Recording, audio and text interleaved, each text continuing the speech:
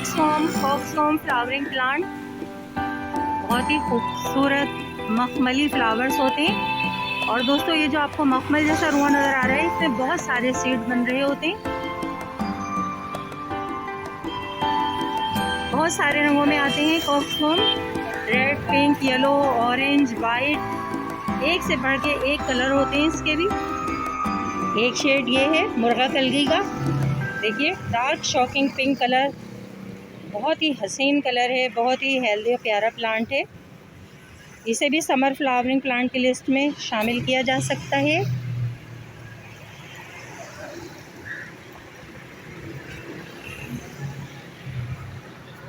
देखिए बिल्कुल मुर्गा कलगी, जैसे मुर्गे की कलगी होती है, बिल्कुल उसी जैसा शेप है फ्लावर का।